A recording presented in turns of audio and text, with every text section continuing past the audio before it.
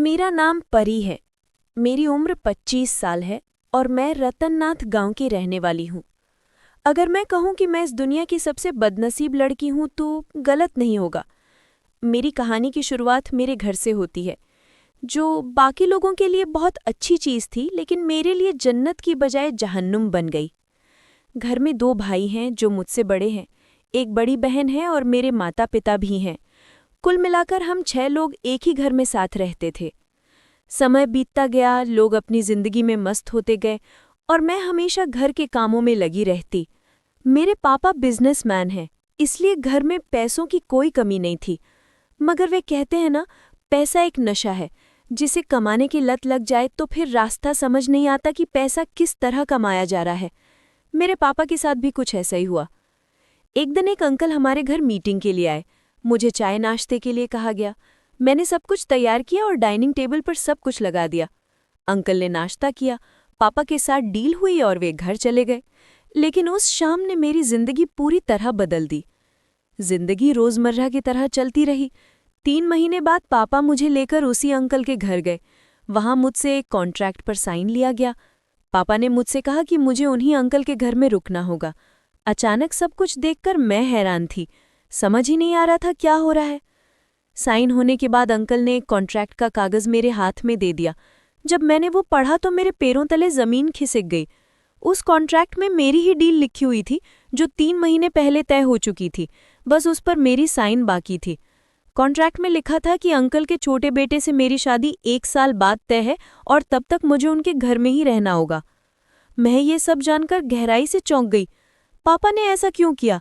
क्या कोई मजबूरी थी या उनका लालच? बाद में मुझे पता चला कि मेरे बदले पापा को अंकल की ऑफिस की 20% हिस्सेदारी दी जा रही थी। मैं इतनी ज़रूरी क्यों थी उन लोगों के लिए, ये मैं नहीं जानती। बस इतना पता था कि मैं अनजान लोगों के बीच थी, मेरा अपना कोई नहीं था। आंटी बहुत ही सख्त थी। वो बात बात पर गुस्सा करती, कभी मेरे बनाए खाने में कमी निकालती, कभी छोटे मोटे कारणों से मुझे मारती या कमरे में बंद कर देती। मुझे रहने के लिए उन्होंने किचन में ही जगह दी थी। ऐसा नहीं था कि उनका घर छोटा था, घर बहुत बड़ा था, कमरे भी थे, पर मैं कभी पूरे घर को नहीं देख पाई। समय गुजरता रहा। 6 महीने बाद अंकल के घर उनका एक बेटा आया। मुझे उससे डर लगता था, क्योंकि वो मुझसे काफ़ी बड़ा था। पर कुछ दिनों के बाद मुझे पता चला कि वो उनका छोटा बेटा नहीं, वो तो बड़ा बेटा था। कुछ महीनों के बाद अंदाज़ा हुआ कि वो बाकी लोगों से अलग था।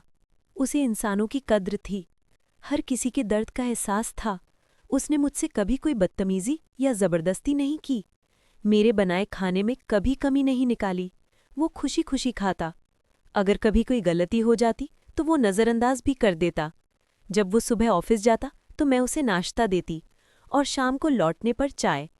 मैंने देखा कि वो आंटी से बात नहीं करता था, उनसे बहुत दूर रहता। ऐसा लगता था वो उन्हें इग्नोर करता है। बाद में पता चला कि अंकल की पहली शादी हो चुकी थी। ये उनकी दूसरी पत्नी थी। शायद यही वजह थी कि वो उनसे दूरी बनाए रखता था। धीरे धीरे हमारी बातें बढ़ने लगी। पहले हल्की फुल्की बातचीत हुई, फिर एक दिन मैंने उससे उसकी खैरियत पूछी। उसने बड़े ही विनम्रता से जवाब दिया। पहले दिन उसने मुझसे कहा, आप खाना अच्छी बनाती हैं। जिंदगी में पहली बार किसी ने मेरी तारीफ की। ये सुनकर मैं खुश हुई, पर जाहिर नहीं किया, क्योंकि वो मेरे लिए अभी भी अनजान था। मुझे उसका नाम भी नहीं पता था। थोड़ी ही देर में उसने हिचकिचाते हुए मुझसे मेरा नाम पूछा, तो मैंने बताया कि मेरा नाम परी है। फिर मैंने धीरे धीरे उसका नाम भी पूछा। उसने कहा कि उसका नाम अमन है। धीरे धीरे छोटी छोटी बातें होने लगी। खैरियत पूछना, चाय नाश्ते के लिए पूछना, ये छोटी छोटी ज़रूरतें थीं, पर इन बातों से हमारे बीच नज़दीकी बन गए। समय गुजरता गया। 7-8 महीने बीत गए। मुझे लगा कि शायद अब मेरे पास भी ऐसा कोई है जिससे मैं थोड़ी बातें कर सकती हूँ। मेरे दिल में उसके लिए बहुत इज्जत हो गई, क्योंकि वो नेक दिल था। मैंने उसको बताया कि मुझे लोगों से ज़्यादा मिलना जुलना पसंद नहीं है, खासकर लड़कों से बातचीत करना मुझे अच्छा नहीं लगता। घर में किसी बाहरी शख्स का आना मेरे लिए असहज था। उसने इस बात का ख्याल रखा कि घर में कोई ऐसा व्यक्ति ना आए जिससे मैं बेचैन हूँ। ये जानकर मेरे दिल में उसके लिए एक अलग एहसास उभर आया। मुझे नहीं मालूम क्या हुआ, पर कुछ तो हुआ, क्योंकि अब मुझे किसी ने मेरी पसंद नापसंद का सम्मान किया था। मेरे मम्मी पापा ने भी कभी मेरे बारे में नहीं सोचा कि मुझे क्या अच्छा लगता। भाई बहन मुझसे दूर रहते। अब मुझे कोई ऐसा मिल गया था जो मेरी पसंद नापसंद की कद्र करता था। एक शाम वो देर से घर आया। मैं उसका इंतजार कर रही थी। शाम से रात हो गई, वो नहीं आया। देर रात के 12 बजे डोरबेल बजी। मैंने पूछा कौन है। दरवाजे पर किसी ने मेरा नाम लिया। परी, मैं हूं अमन। पहली बार मैंने अपना नाम किसी के मुख से सुना। उसने बड़े अदब से मेरा नाम लिया। मैं जल्दी से दरवाज़ा खोलकर देखी तो वही खड़ा था। मैं बहुत घबरा गई और घबराहट में ही मैंने पूछा, क्या आप इतनी देर से कहाँ थे? क्या सब ठीक है? आपको कुछ हुआ तो नहीं? इतना पूछकर मैं खामोश हो गई और वो भी चुपचाप दरवाजे पर खड़ा रहा। उसकी नज़रें झुकी हुई थीं। उसने धीरे से कहा, देर से आने के लिए सॉरी। मैंने उसे रास्ता दिया और अंदर आने को कहा। अंदर आकर उसने हाथ मुंह धोया और डाइनिंग टेबल पर बैठ गया। मैंने तुरंत खाना गर्म किया और डाइनिंग टेबल पर लगा दिया। उसने खाना खाया और फिर सोने चला गया। मैं अभी भी अफसोस कर रही थी कि मुझे अपनी फ़िक्र ज़ाहिर नहीं करनी चाहिए थी। ये उसकी ज़िंदगी थी, उसकी मर्ज़ी थी। वो जब भी घर आए मेरा कोई हक नहीं बनता कि मैं उससे कोई सवाल करूं। पर अब हो गया जो होना था। मैं भी स्टोर रूम में सोने लगी। सुबह हुई तो मेरी आँख खुली। मैंने जल्दी से अपना बिस्तर समेटा और किचन में आई। देखा कि वो किचन में ही था। उसने मुझसे चाय के लिए कहा। मैंने जल्दी से चाय बनाई और दी। वो चाय पी रहा था कि इतने में आंटी किचन में आईं और गुस्से में आकर मुझे डांटना शुरू कर दिया। ये देखकर वो वहाँ से चला गया। आंटी ने मुझे इसलिए डांटा क्योंकि आज मैं उठने में थोड़ी देर हुई थी। मुझे उठने में इसलिए देर हुई क्योंकि मैं काफ़ी देर तक अमन का इंतज़ार करती रही थी। आंटी के जाने के बाद मैंने नाश्ता तैयार किया। करीब 2 घंटे बाद मैंने अमन से नाश्ते के लिए पूछा। उसने नाश्ता किया, लेकिन आज वो ऑफिस नहीं गया था। मुझे फिर से जिज्ञासा हुई कि वो ऑफिस क्यों नहीं गया, पर मैंने उससे नहीं पूछा। थोड़ी देर बाद जब मैं बगीचे में टहलने गई तो देखा वहाँ कुछ पत्तियाँ सूखी पड़ी थी। मैंने सोचा थोड़ी सा सफाई कर लूं और पत्तियों की सफाई करने लग गई। थोड़ी देर में वो भी वहाँ आ गया। मुझे मौका मिला और मैंने आखिरकार उसे रात के लिए सॉरी बोल दिया। उसे समझ नहीं आया कि मैंने उसे सॉरी क्यों कहा। फिर मैंने उसे बताया कि देर रात जब वो घर आया तो मैंने उसे पूछा था कि वो इतना देर से क्यों आया और कहाँ था। मुझे ये सब बातें उसे नहीं पूछनी चाहिए थी। उसने कहा कि कोई बात नहीं, किसी ने उससे पूछा तो सही कि क्या वो ठीक है। मुझे उसकी बात समझ नहीं आई, पर शायद आज ही हमारी दोस्ती की शुरुआत हुई। मैंने पूछा क्या मतलब, तो उसने कहा कि कभी किसी ने भी उससे वो सवाल नहीं किया, न उसका ख्याल रखा। आज के दिन हमारे बीच थोड़ी लंबी बात हुई और आज ही के दिन हमने दोस्ती कर ली। अब मुझे उससे बात करने में कुछ खास झिझक नहीं होती थी, क्योंकि उसने सामने से मुझसे दोस्ती की पेशकश की और मैंने हाँ कर दी। अब अक्सर हम बगीचे में टहलते, एक दूसरे के बारे में जानते, कभी वो कुछ कहता कभी मैं।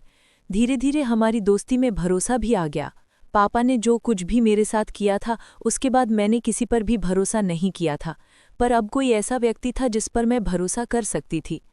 उसने मुझसे पूछा कि मैं इस घर में कैसे आई। मैंने उसे सब कुछ बता दिया। ये बात सुनकर उसे तकलीफ तो हुई, पर उसने कहा कि वो खुश है। अगर ऐसा ना होता तो मैं इस घर में नहीं आती और उससे कभी नहीं मिलती। उसकी ये बात सुनकर मुझे गुस्सा आना चाहिए था, पर मैं बस चुप रही। शायद इसलिए क्योंकि अब मैं खुश थी कि कोई है जो मुझे सुन रहा है। उसी बात से मुझे बुरी भी नहीं लगी। मैंने भी उनकी बातों में हाँ भर दी। एक शाम मेरी तबीयत अचानक खराब हो गई। कब बेहोश हुई मुझे पता नहीं चला। जब होश आया तो मैं अस्पताल के बेड पर थी। धीरे धीरे मेरी आंखें खुली और सामने अमन बैठा था। उसने मुझसे पूछा क्या मैं ठीक हूँ। मैंने आंखों से इशारा किया कि हाँ मैं ठीक हूँ। मुझ में बहुत कमज़ोरी आ गई थी। डॉक्टर ने कहा कि मैं अपना बिल्कुल ख्याल नहीं रखती, तो अमन ने डॉक्टर से कहा कि अब ऐसा नहीं होगा क्योंकि अब वो खुद मेरा ख्याल रखेगा। ये बात सुनकर मेरे दिल में एक करंट सा दौड़ गया कि ये मेरा ख्याल कैसे रखेगा।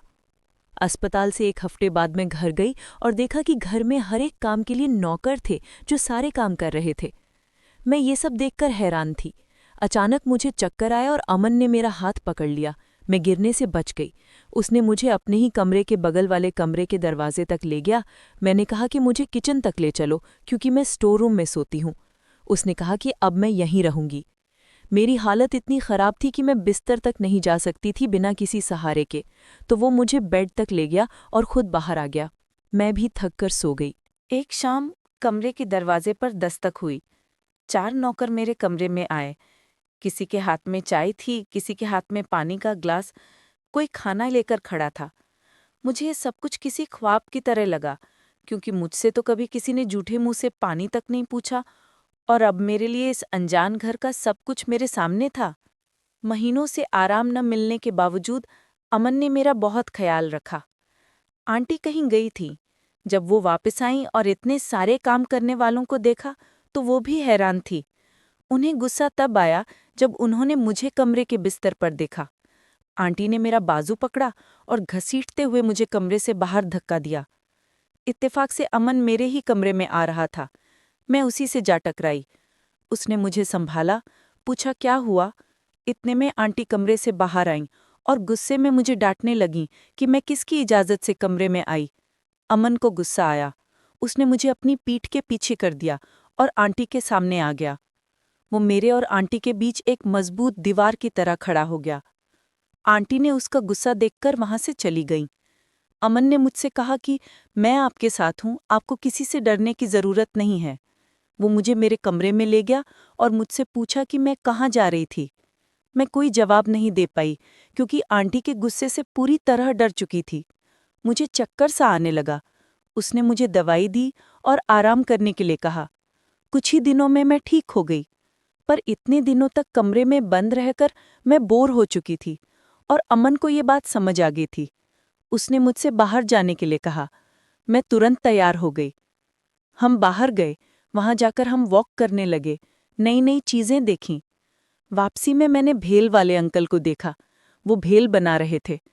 अमन तुरंत वहां गया और भेल के लिए अंकल को कुछ पैसे दिया। अंकल ने हमें थोड़ी देर इंतजार करने को कहा। मैं सड़क किनारे खड़ी थी कि अचानक कुछ बदमाश लड़के आए और उन्होंने मुझे तंग करने की कोशिश की। अमन दौड़ता हुआ मेरे पास आया और उसने उन लड़कों में से एक को पकड़ लिया और उसे बहुत मारा। बाकी सभी वहां से भाग निकले। मैं अमन को रोकने लगी और हम बिना भेल लिए ही वहां से घर चले गए। मारने की वजह से अमन के हाथ में काफी चोट आ गई थी। घर जाकर मैंने उसके हाथों की पट्टियां की और हम दोनों ही अपने अपने कमरों में सोने चले गए। अब मेरे अंदर आंटी और लोगों का डर कम हो गया था, क्योंकि अब मैं अकेली नहीं थी, अमन मेरे साथ था। वक्त यूं ही गुजरता गया। हमारी दोस्ती प्यार में बदलने लगी। हमें खुद भी पता नहीं चला। एक दिन मैं छत पर कपड़े सुखाने गई थी। शाम का समय था और अक्सर मैं शाम को बगीचे में ही रहती थी। अमन बगीचे में गया और मैं वहां नहीं थी। वो मुझे ढूंढने मेरे कमरे में भी आया, पर मैं वहां भी नहीं थी। उस दिन सारे नौकरों की भी छुट्टी थी, इसलिए किसी से पूछ भी नहीं पाया कि मैं कहाँ हूँ। उसने आवाज लगाना शुरू किया और ढूंढते हुए वो छत पर आया। मैं सामने सामने खड़ी थी, कपड़े सुखाने के लिए डाल रही थी।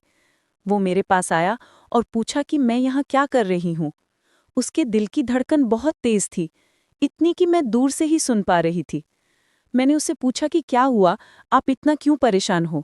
मुझे लगा शायद अंकल को कुछ हो गया है, पर उसने कहा कि वो मुझे ही ढूंढ रहा था। मुझे ना देखकर वो डर गया। पता नहीं, मगर मैंने उसकी आंखों में एक डर देखा। मैंने उससे पूछा भी, पर वो ज्यादा बात नहीं कर पाया और फिर नीचे अपने कमरे में वापस चला गया। एक दिन घर में कोई भी नहीं था, सिर्फ हम दोनों ही थे। अचानक घर की लाइट चली गई। मुझे अंधेरे में डर लगने लगा। मैं अमन के पास जाने की कोशिश करने लगी, पर अंधेरा बहुत था, एक कदम भी बढ़ाना मुश्किल था। मैंने देखा किसी मोबाइल की टॉर्च जल रही है और वो मेरे कमरे में आ रहा है। मैंने गौर किया तो जाना कि वो अमन ही था। मैं इतनी डरी हुई थी कि अंधेरे में मैं उसके गले से लिपट गई और अचानक मेरा सारा डर गायब हो गया। उसने भी मुझे खुद से दूर नहीं किया। कुछ देर तक हम साथ रहे और लगभग 1 घंटे बाद लाइट भी आ गई। मैं बहुत शर्मिंदा हुई, पर जो भी हुआ वो डर की वजह से हुआ था। उसने मुझसे कहा कि अगर मुझे डर लग रहा था तो मैं मोबाइल की लाइट ऑन कर लेती। मैंने कुछ जवाब नहीं दिया, क्योंकि मैं पहले ही अपनी हरकत से शर्मिंदा थी। अब उसे क्या कहूँ। उसने मुझसे फिर पूछा मेरा मोबाइल कहाँ है। मैंने कई बार पूछने पर जवाब दिया कि मेरे पास मोबाइल नहीं है। ये सुनकर उसने मुझसे कहा कि सोने से पहले वो एक गिफ्ट मुझे दे रहा है। मैं झट से उठी और डाइनिंग टेबल पर एक गिफ्ट रखा हुआ था। मैंने गिफ्ट खोला तो उसमें एक बहुमूल्य फ़ोन था। मैं लेने से इनकार कर दी, पर अमन ने ज़बरदस्ती वो मोबाइल मुझे रखने को कहा। उसमें अमन का नंबर भी था। उसने कहा कि जब वो ऑफिस में रहे और मुझे कुछ कहना हो तो मैं फ़ोन कर सकूं। इतना कहकर वो वहां से चला गया। अब मुझे इस घर में आए हुए 11 महीने पूरे हो चुके थे। 1 साल पूरा होने को था और शादी का दिन भी नज़दीक आ गया था। मैं अंकल के छोटे बेटे से शादी नहीं करना चाहती थी, न पहले और न ही आज। जब अमन शाम को घर लौटा तो मैं बहुत परेशान थी। उसने मुझसे मेरी परेशानी की वजह पूछी। बिना देरी किए मैंने उसे बता दिया कि शादी का दिन नज़दीक आ गया है। ये सुनकर वो भी उदास सा हो गया। पर जैसे ही मैंने उसे कहा कि मुझे शादी नहीं करनी क्योंकि मैं उसे नहीं जानती, कैसे शादी कर सकती हूँ, अमन ने बिना देरी किए मुझसे कहा, क्या आप मेरी दुल्हन बनेंगी? मैं खामोश रह गई। मुझे जवाब समझ नहीं आ रहा था। उसने थोड़ी देर बाद फिर पूछा, क्या आप मेरी दुल्हन बनेंगी? मैंने बिना वक्त गवाए हाँ भर दी। अगले दिन एक वकील घर पर आया। उसने हमारी कुछ साइन ली और चले गए। अब हमारी शादी हो चुकी थी। मेरी जिंदगी खुशियों से भर चुकी थी। पर कहते हैं ना कि खुशी के साथ गम भी मुफ्त में आता है। ऐसा ही हमारे साथ भी हुआ। जैसे ही अंकल को हमारी शादी का पता चला, उन्होंने अमन को अपनी प्रॉपर्टी, बिजनेस, हर चीज से बेदखल कर दिया। फिर पापा भी मुझे लेने के लिए आगे आए। एक तरफ पापा थे और दूसरी तरफ अमन। पापा ने मुझे साथ चलने को कहा, पर मैंने अमन का हाथ थाम लिया और पापा के साथ जाने से इनकार कर दिया। मैंने पापा को वो सब याद दिलाया जो उन्होंने मेरे साथ किया था। अपने बिजनेस के लिए उन्होंने मेरी ही डील कर दी थी। मुझे हमेशा खुद से दूर रखा। प्यार क्या होता है कभी मुझे समझने नहीं दिया। किस तरह उन्होंने मुझमें और मेरे बाकी भाई बहनों में फ़र्क किया। ये सब सुनकर पापा की आंखों में आंसू आ गए, पर मुझ पर कोई रहम नहीं आया। मैं उनके साथ नहीं गई। पापा गुस्से में चले गए। अब मैं और अमन भी घर से निकल चुके थे क्योंकि अंकल ने अमन को हर चीज़ से बेदखल कर दिया था। अमन ने मेहनत की, उनके पास जानकारी थी और अपनी कुछ सेविंग्स भी थीं।